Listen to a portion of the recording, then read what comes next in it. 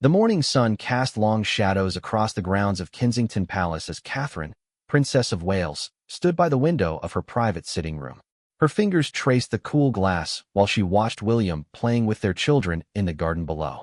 George was teaching Charlotte how to kick a football properly, while little Louis chased after butterflies with the pure joy that only a young child could possess.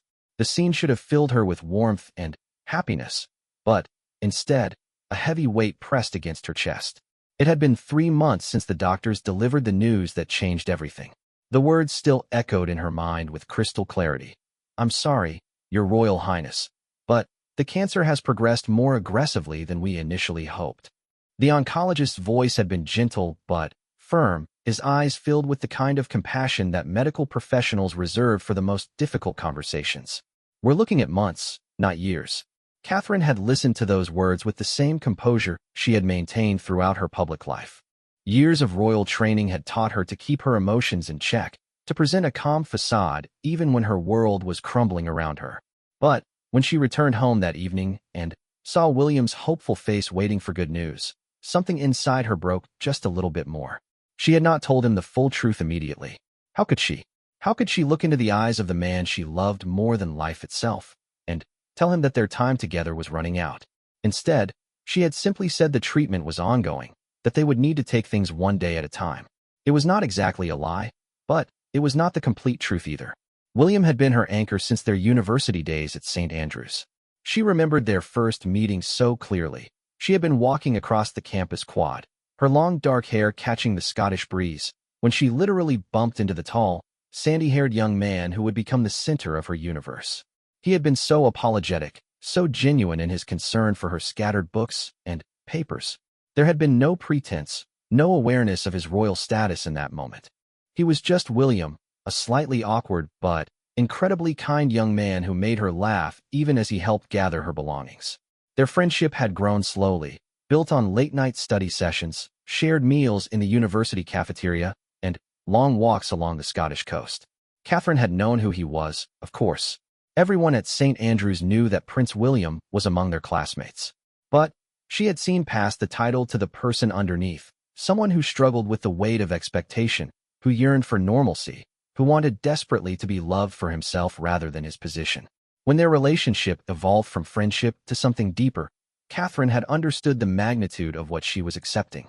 Dating a future king meant surrendering her privacy, accepting that her every move would be scrutinized, and understanding that her life would never truly belong to her again. But William had made it all worthwhile. His love had been constant, unwavering, and true. Their wedding day in April 2011 had been a fairy tale watched by billions around the world. Westminster Abbey had been transformed into a vision of spring beauty, with trees lining the aisle and flowers adorning every surface. As Catherine walked down that long aisle in her Sarah Burton gown, she had felt the weight of history and the eyes of the world upon her. But when she reached the altar and saw William's face, everything else had faded away. In that moment, there had been only the two of them and the promises they were making to each other. The years that followed had brought challenges and triumphs in equal measure. The birth of George had been a moment of pure joy, holding their tiny son and marveling at the miracle they had created together. Charlotte's arrival had completed their family in a different way, bringing a fierce independence and spirit that reminded everyone of William's mother, Diana. And Louis, their youngest, had filled their home with laughter and mischief, his sunny disposition a constant source of delight. Catherine had thrown herself into her royal duties with dedication and grace. She had championed causes close to her heart: early childhood development, mental health awareness, and supporting military families. Every engagement, every speech, every public appearance had been an opportunity to make a difference, to use her platform for good. The British people had embraced her completely, seeing in her a perfect blend of accessibility and dignity. But now, as she watched her family in the garden below, Catherine was forced to confront the cruel reality that time was her enemy. The doctors had been honest about her prognosis, but they had also been clear about the importance of quality over quantity.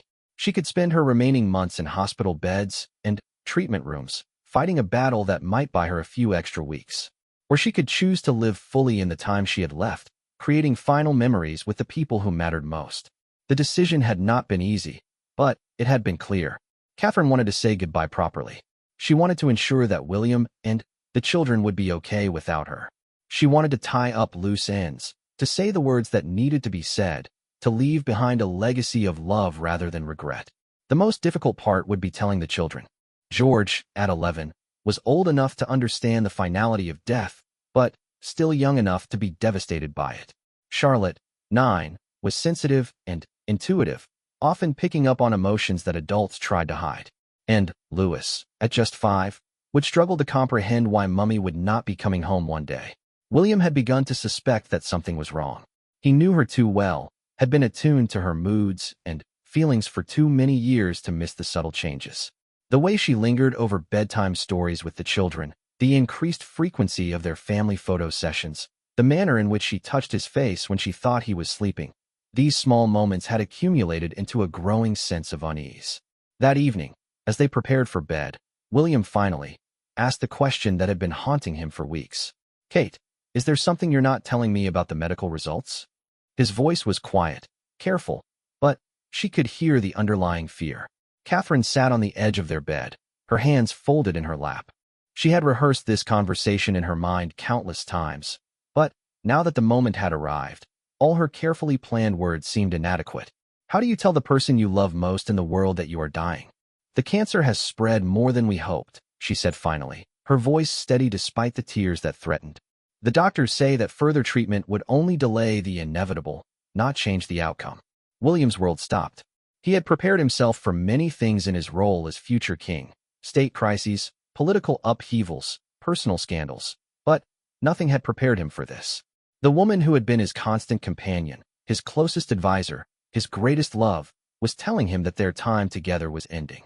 He crossed the room in 2 quick strides and pulled her into his arms, holding her as if his embrace could somehow keep her with him forever. They stayed like that for a long time, drawing strength from each other, both understanding that their lives had just taken an irreversible turn toward a future neither of them wanted to face. "How long?" William asked when he finally found his voice. 6 months, possibly a year if we're fortunate," Catherine replied, her own voice breaking for the first time. "But I want to spend that time living, not dying.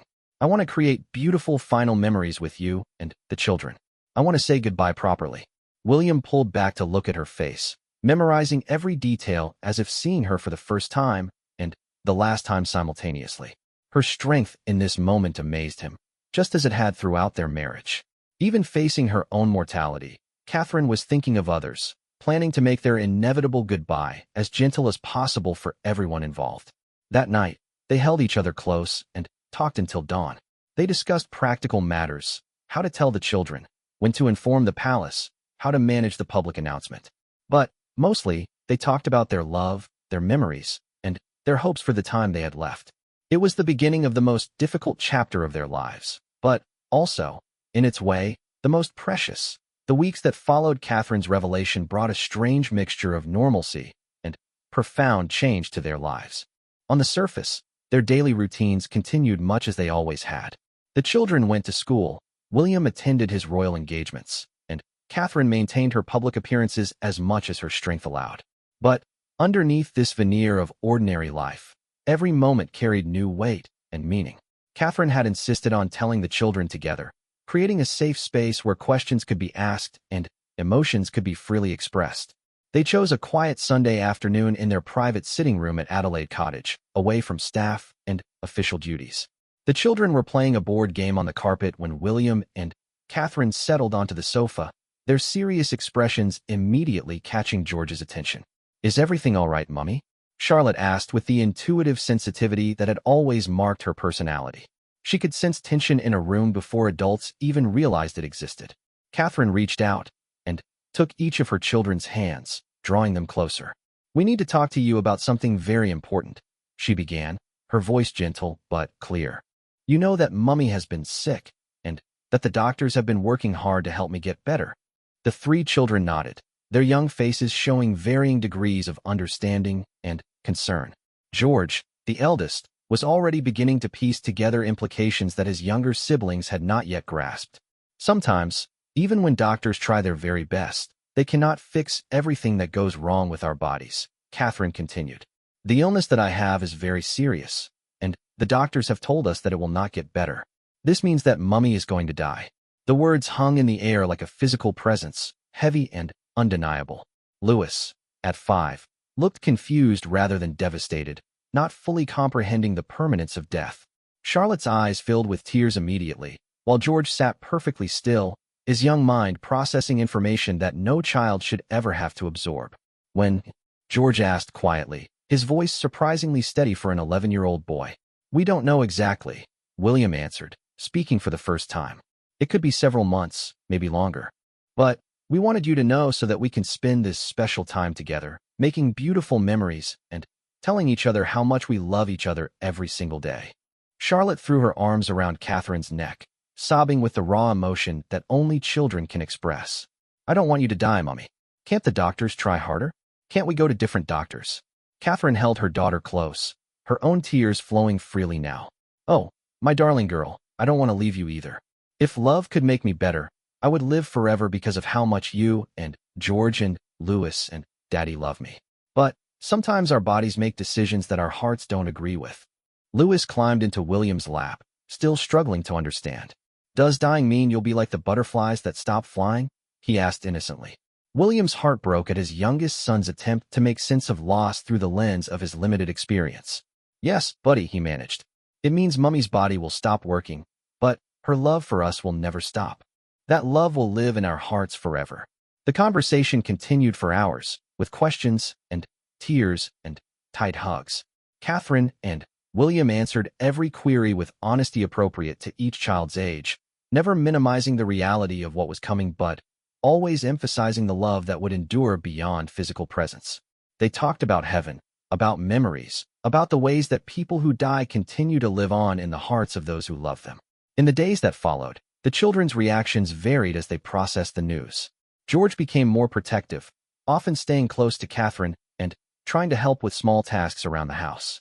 Charlotte grew more clingy, wanting extra bedtime stories and refusing to go to sleepovers with friends. Louis seemed to forget and remember the news in cycles, sometimes acting completely normal and other times asking heartbreaking questions about when Mummy would come back after she died. Catherine used this time to create individual memory projects with each child. With George, she started a journal where they wrote letters to each other, capturing thoughts and feelings that could be preserved long after she was gone. She encouraged him to write about his school experiences, his friendships, his dreams for the future, knowing that someday he would treasure having shared these moments with her. With Charlotte, she began recording videos of herself reading her daughter's favorite stories, creating a library of bedtime tales that would comfort Charlotte long into the future.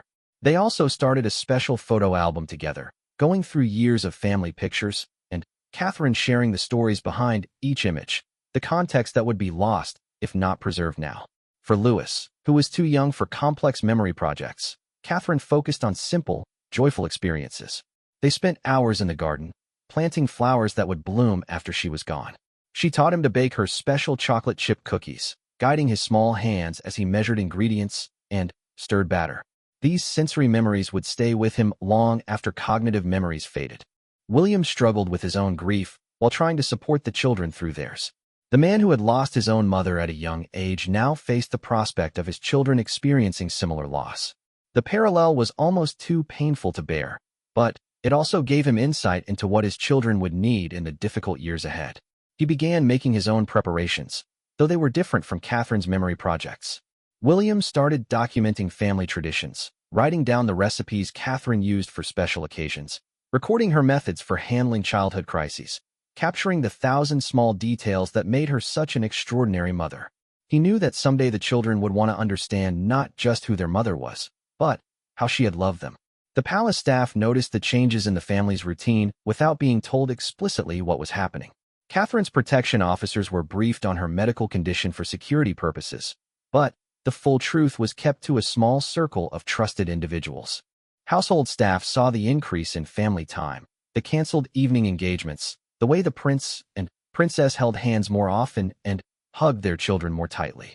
Catherine's ladies-in-waiting, who had served her for years and knew her better than almost anyone outside her family, sensed the shift immediately.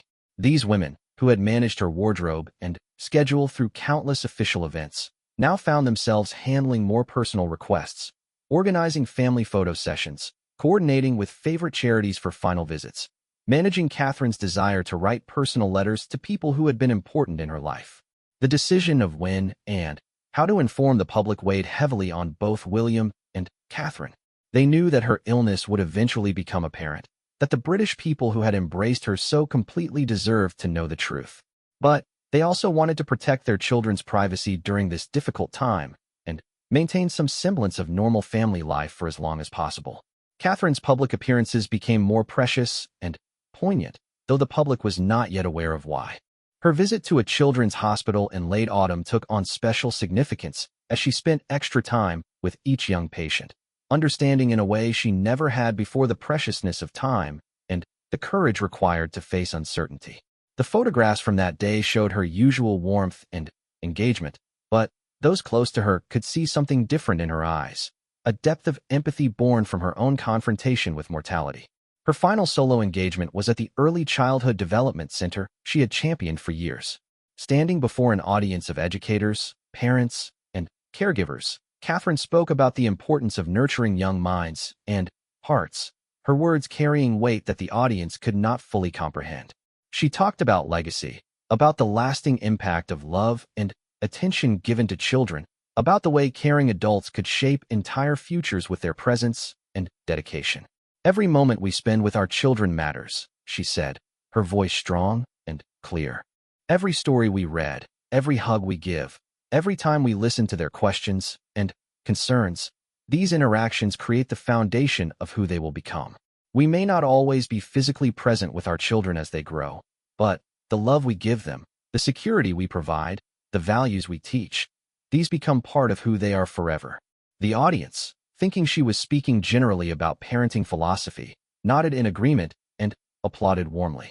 They could not know that Catherine was also speaking to herself, finding comfort in the knowledge that the love she had poured into her children would continue to guide them long after she was gone. That evening, as Catherine reviewed the day's events with William, she felt a sense of completion about her public role. She had used her platform to make a difference, to shine light on causes that mattered, to represent the monarchy with dignity and grace. Whatever time remained would be devoted entirely to her family and the private work of saying goodbye properly. The autumn leaves were beginning to fall outside their windows, a reminder of the natural cycle of seasons and the way beauty could be found even in endings. Catherine found herself drawn to these metaphors of nature, teaching the children to see beauty in the changing seasons and helping them understand that endings were part of life's natural rhythm. As November approached, Catherine knew that the time for public revelation was drawing near. Her energy was beginning to wane more noticeably, and soon it would be impossible to maintain the pretense that everything was normal. The conversation with the palace communications team would have to happen soon, but for now, she was content to focus on the quiet work of loving her family completely in whatever time remained. The decision to tell the world came on a gray December morning when Catherine could no longer hide the physical toll her illness was taking. The palace communications team, led by seasoned professionals who had managed royal crises before, gathered in the private office at Kensington Palace to discuss the most sensitive announcement of their careers. Sir Clive Alderton, who had served the royal family for decades, sat across from William and Catherine with an expression of deep concern and profound respect. The usually bustling office felt eerily quiet as they discussed how to share news that would devastate millions of people around the world who had come to love and admire the Princess of Wales. "We need to control the narrative," Sir Clive explained gently.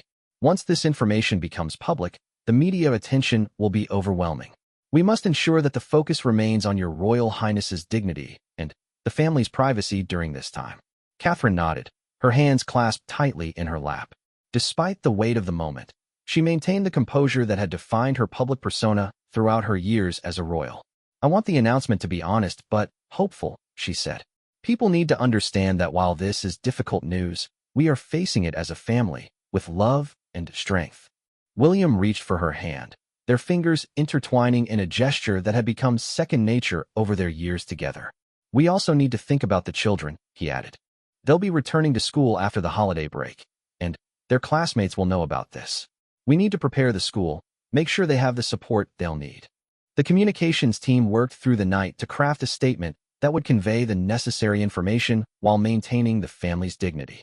Every word was carefully chosen, every phrase examined for multiple interpretations. They knew that once released, the statement would be analyzed by media outlets worldwide, scrutinized by royal watchers, and remembered by history. The announcement was released on a crisp January morning, just as Catherine had requested. The statement was brief but powerful.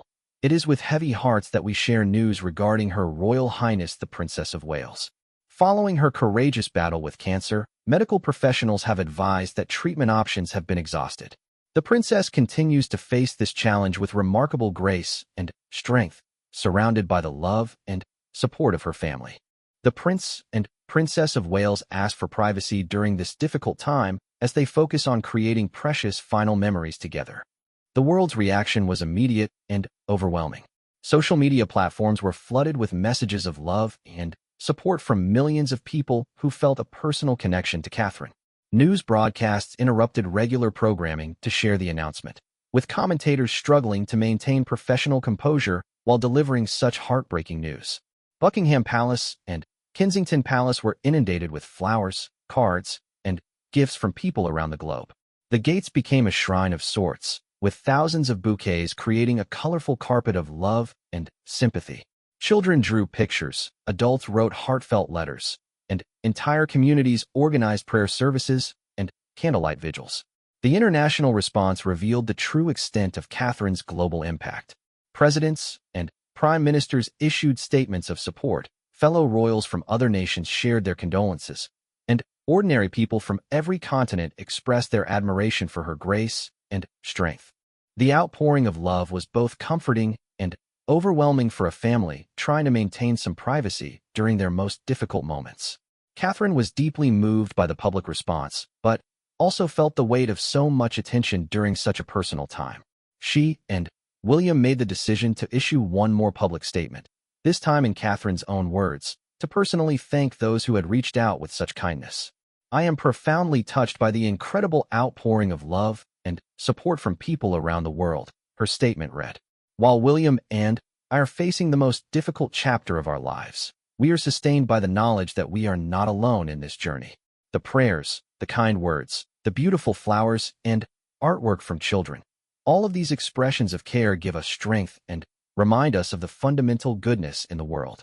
She continued, "I want everyone to know that while our hearts are heavy, they are also full of gratitude.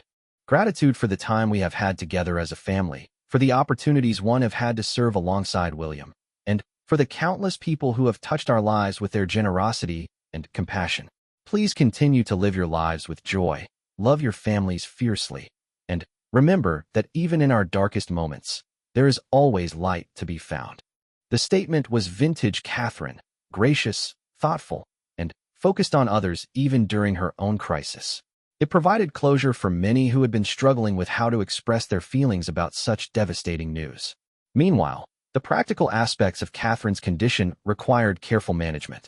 A team of the world's best palliative care specialists was assembled to ensure her comfort during the months ahead.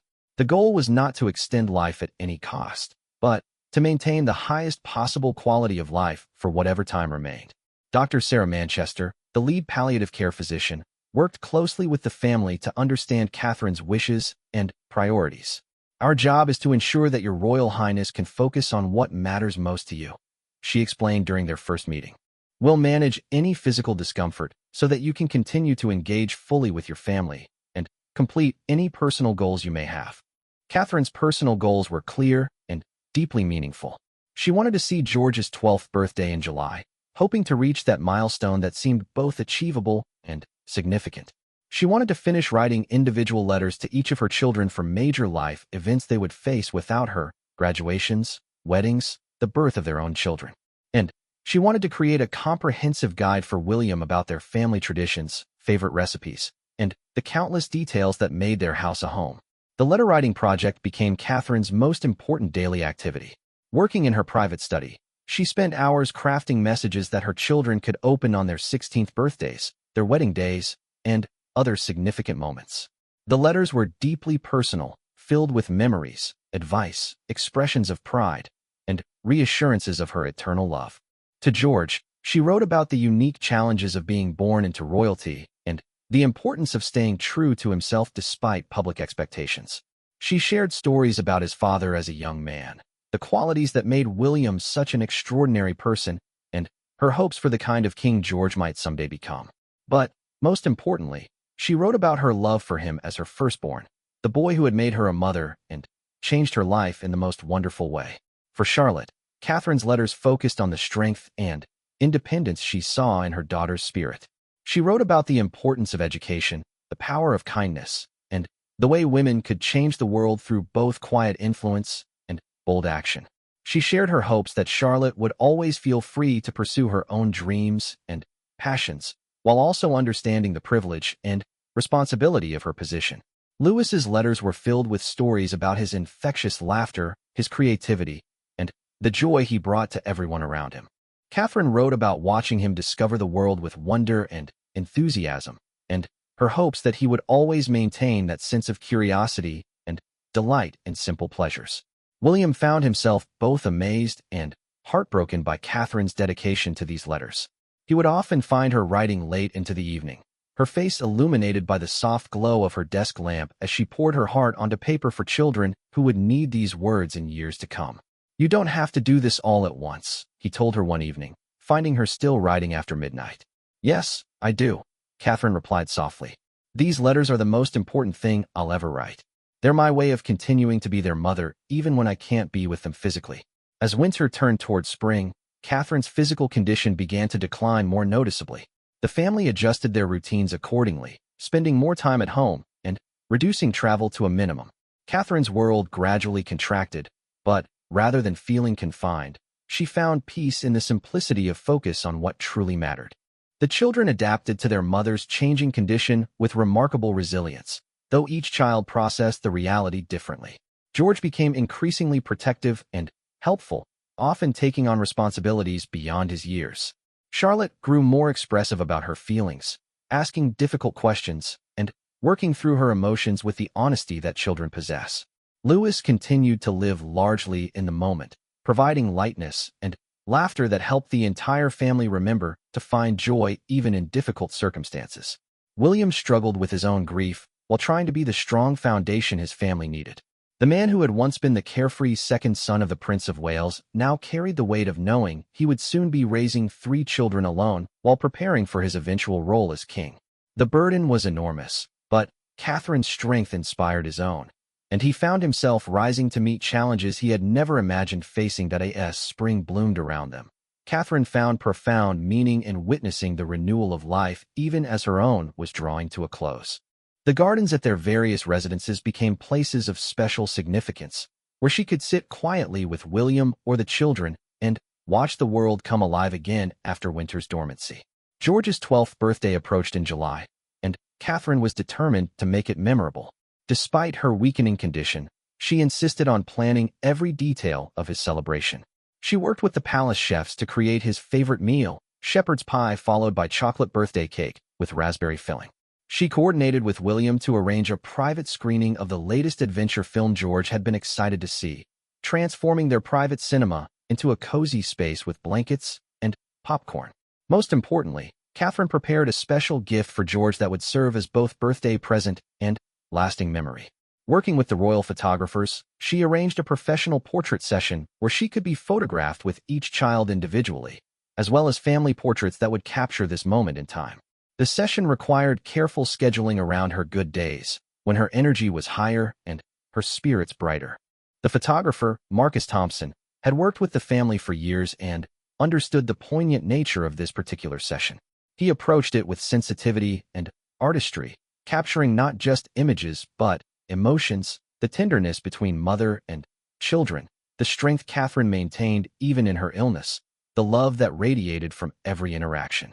The individual portraits with each child became treasures beyond price. With George, Catherine was photographed in her favorite blue dress, the same shade as her engagement ring, sitting in the garden where they had spent countless hours talking about his future dreams and current concerns. The photograph captured a moment of intimate conversation between mother and son, her hand resting gently on his shoulder as they shared what might be their last birthday together. Charlotte's portrait session took place in the library, surrounded by the books they had read together over the years. Catherine wore her pearl necklace, a gift from William on their wedding day, and Charlotte was dressed in a yellow sundress that brought out the golden highlights in her hair. They were captured mid-laugh at some private joke, the image radiating the joy and connection that had always characterized their relationship. With Louis, the setting was more playful, the conservatory where he loved to build elaborate structures with his blocks and toy trains. Catherine sat on the floor despite her physical discomfort, engaging with his latest creation while he explained its intricate details with 5-year-old enthusiasm. The photograph showed them both completely absorbed in his imaginary world, a reminder of how Catherine had always been willing to enter her children's perspectives and meet them where they were. The family portraits were equally meaningful, but required more careful orchestration given Catherine's fluctuating energy levels. They chose the drawing room at Adelaide Cottage, with its warm, honey-colored walls and comfortable furnishings. The formal sitting was balanced by more relaxed images, the family laughing together on the sofa, William and Catherine flanking their children, everyone's faces illuminated by genuine happiness despite the underlying sadness of the occasion. George's birthday celebration itself was perfect in its simplicity. The family spent the morning at the beach, where Catherine sat in a comfortable chair watching her children play in the sand and surf. William stayed close to her, their conversation flowing easily between observations about their children's antics and deeper discussions about their hopes for the kids' futures. "Look at Louis," Catherine said, pointing to their youngest as he chased seagulls with unbridled joy. "I hope he never loses that enthusiasm for simple pleasures." "He gets that from you," William replied, his voice thick with emotion. "You've always been able to find magic in ordinary moments." "And George," Catherine continued, watching their eldest help Charlotte build an elaborate sandcastle. "He's going to be such a wonderful leader someday. He has your sense of duty, but also such genuine kindness." William nodded, storing away these observations like precious gems. Catherine's insights about their children would become part of the wisdom he would share with them as they grew older, her voice continuing to guide their family even after she was gone. That evening's birthday dinner was intimate and warm, with just the immediate family gathering around the dining table. Catherine had insisted on cooking George's favorite meal herself, working in short increments throughout the day and accepting William's help when fatigue overcame her determination. The act of cooking for her family one more time felt important, a tangible expression of love that transcended words. George blew out his 12 candles with a wish he kept secret, but Catherine could see in his eyes that he had wished for more time with her. The moment was bittersweet, marking not just another year of his life, but also the approaching end of hers. Yet there was also beauty in the intimacy of the celebration, the way their love for each other filled the room, and made even this difficult milestone feel sacred. As summer progressed, Catherine's world gradually contracted further. She spent more time resting, though she insisted on maintaining certain non-negotiable activities. Bedtime stories with the children when possible, afternoon tea with William in their garden, and quiet moments in her study working on the various legacy projects she was determined to complete. The letters to her children were now nearly finished, each one carefully sealed and labeled with instructions for when they should be opened. She had also compiled detailed notes about family traditions that she wanted to ensure would continue after she was gone. Everything from the specific way they celebrated Christmas morning to the bedtime routines that had evolved uniquely for each child was documented with loving care. Catherine also began having individual conversations with the children about what their lives would be like after she died. These talks were difficult but necessary, addressing practical questions about changes in routine as well as emotional concerns about how to cope with grief and carry on her memory. With George, now 12, and increasingly aware of his future role, she talked about the additional responsibilities he might need to take on and the importance of supporting his younger siblings. "You're the big brother," she told him during one of their garden walks. "But that doesn't mean you have to carry burdens that aren't yours. Daddy will always be the parent, but your kindness and love will mean everything to Charlotte and Louis." Charlotte, at 9, was struggling most visibly with the approaching loss. Catherine spent extra time with her daughter, acknowledging her fears while also helping her understand the strength she possessed. "You have such a brave heart, my darling," Catherine told her during a quiet afternoon in the nursery. "When you feel sad after I'm gone, remember that sadness is just love with nowhere to go. The love never disappears." Louis, still only 5, needed the most concrete reassurances. Catherine worked with him to create a memory book filled with photographs of their special times together, each picture accompanied by a simple story he could understand. She recorded herself reading his favorite bedtime stories so that her voice could continue to comfort him long after she was physically absent. August brought a noticeable decline in Catherine's energy, though her spirits remained remarkably steady. She had reached her goal of celebrating George's birthday, and now she focused on making the most of whatever time remained. The family's activities became even more intentionally precious. Picnics in the garden, movie nights curled up together on the sofa, simple conversations that would become treasured memories. William found himself in the strange position of grieving someone who was still present, watching the woman he loved slip away gradually while trying to be strong for their children. The anticipatory grief was exhausting, but Catherine's continued grace and love gave him strength he didn't know he possessed. "I need you to promise me something," Catherine said to William during one of their evening conversations in late August. They were sitting in their bedroom, the windows open to let in the warm summer breeze. "Anything," William replied, taking her hand in both of his. "Promise me that you'll let yourself grieve when I'm gone." "But not forever," she said. "The children need their father to be whole, and someday, when you're ready, I want you to find love again." William started to protest, but Catherine silenced him with a gentle touch to his lips. "I mean it, William. I want you to be happy. I want our children to see that love doesn't end with loss, that there's always room for more love in a full heart." It was perhaps the most difficult conversation of their marriage, but also one of the most loving. Catherine's concern for William's future happiness, even as she faced her own mortality, exemplified the selfless love that had defined their relationship from the beginning. As September arrived with its crisp mornings and golden light, Catherine knew that her time was growing short. But rather than feeling afraid, she felt a profound sense of completion. She had loved fully, lived purposefully, and prepared her family as best she could for the difficult journey ahead. The final chapter of their love story was about to begin, and even in its sadness, it would be beautiful. The final weeks of September brought an unusual warmth to the English countryside, as if nature itself was offering a gentle embrace during this most difficult time. Catherine had grown noticeably weaker, though her mind remained sharp and her spirit undiminished. The family had moved primarily to Anmer Hall, their Norfolk residence, where the peaceful surroundings and familiar rooms provided comfort during these precious final days. Dr. Manchester and her palliative care team had established a quiet presence in the house, ensuring Catherine's physical comfort while remaining unobtrusive to the family's intimate moments. Their expertise allowed Catherine to remain alert and present for the important conversations and experiences she wanted to share with her loved ones before saying goodbye. The children had been prepared as gently as possible for what was coming. The palace had arranged for them to have ongoing support from child psychologists who specialized in helping young people cope with anticipatory grief. More importantly, Catherine and William had continued their honest, age-appropriate conversations about death, love, and the ways that people we cherish continue to live on in our hearts and memories.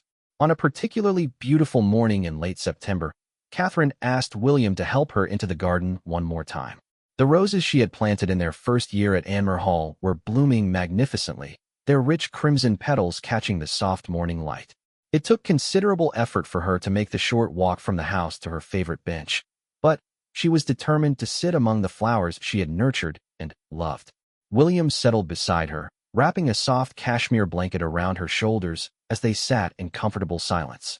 The garden was alive with the sounds of autumn, birds preparing for their seasonal journey, leaves rustling in the gentle breeze, the distant laughter of their children playing with their protection officers on the lawn. "Do you remember our first morning here?"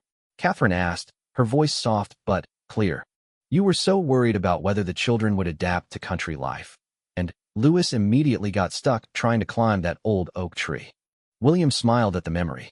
"And Charlotte announced that she was going to build a fairy house in every flower bed. I think she actually succeeded." George just stood there taking it all in, Catherine continued, like he was memorizing every detail. "He's always been good at appreciating moments as they happen."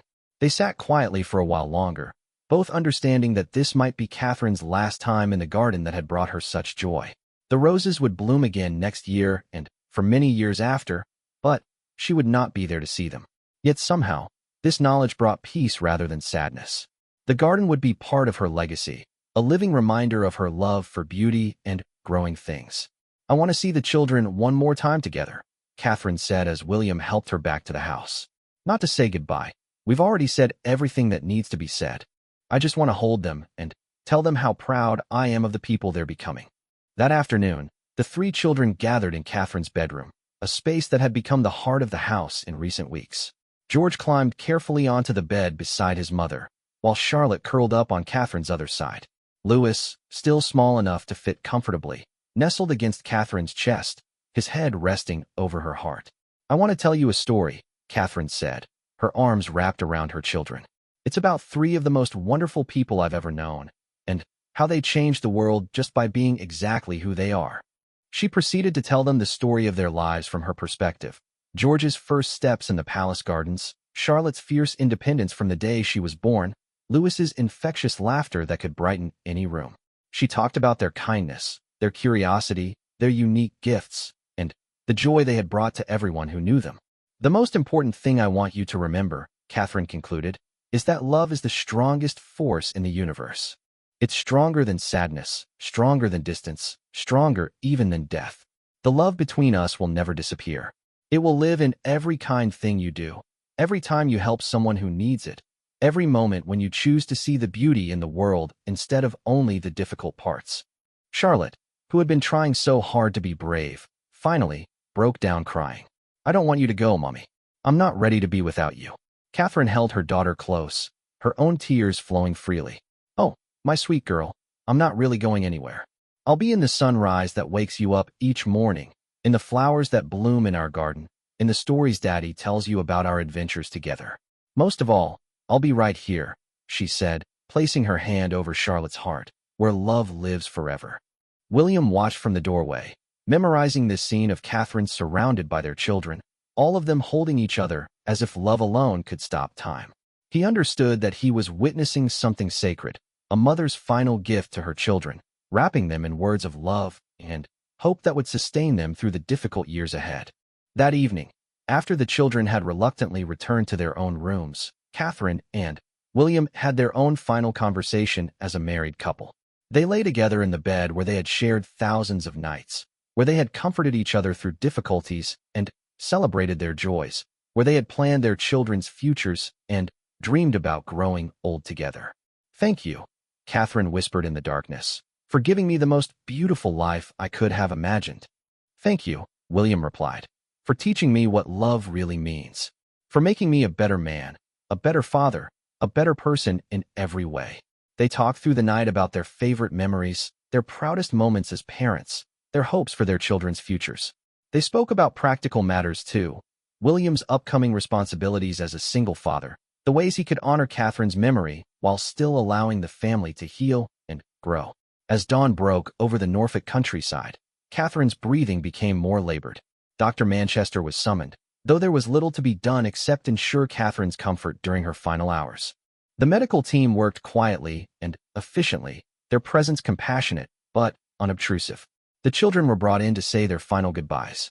Each one approached Catherine's bedside with the solemnity of those who understand they are participating in something profound and irreversible. George kissed his mother's forehead and whispered words meant only for her ears. Charlotte held Catherine's hand and promised to take care of her little brother. Louis, still not fully comprehending the finality of the moment, simply told his mother that he loved her bigger than the whole sky.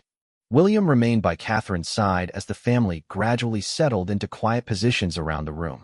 The afternoon light filtered through the windows, casting everything in a soft, golden glow that seemed to transform the bedroom into a sacred space. Catherine's breathing grew peaceful and shallow, her face serene despite the gravity of the moment. At 4:17 in the afternoon, with her husband holding her hand and her children nearby, Catherine, Princess of Wales, passed away quietly.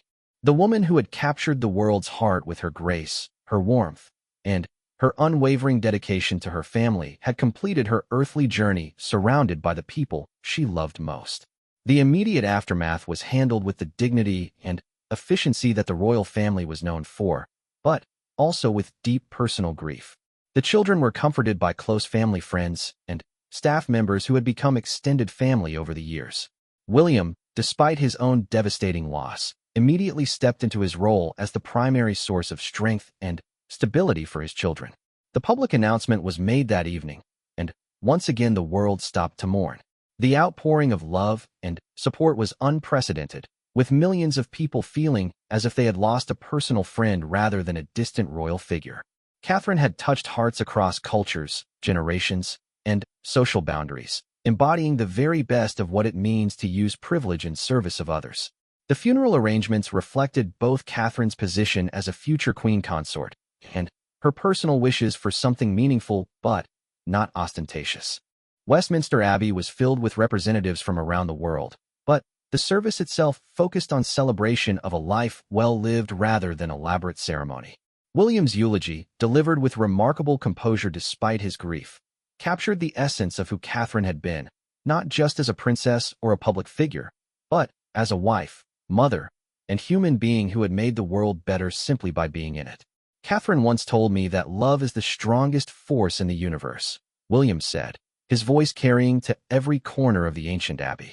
Today, as we say goodbye to someone we loved so deeply, we can feel the truth of those words. The love that Catherine gave to all of us, her family, her friends, her country, and people around the world she never had the chance to meet. That love doesn't end today. It becomes part of who we are and how we choose to live going forward. In the months and years that followed, the Wales family learned to navigate their new reality with the same grace Catherine had shown during her illness. The children grew into young people who carried their mother's values and spirit into everything they did. William honored his promise to Catherine by eventually allowing himself to grieve fully, then to heal, and finally, to embrace the future with hope rather than only sorrow. The story of William and Catherine's final goodbye became more than just a tale of loss. It became a testament to the power of love to transcend even death itself, proving that some bonds are truly eternal, and that the greatest gift we can give to those we love is the courage to live fully, even in the face of our own mortality.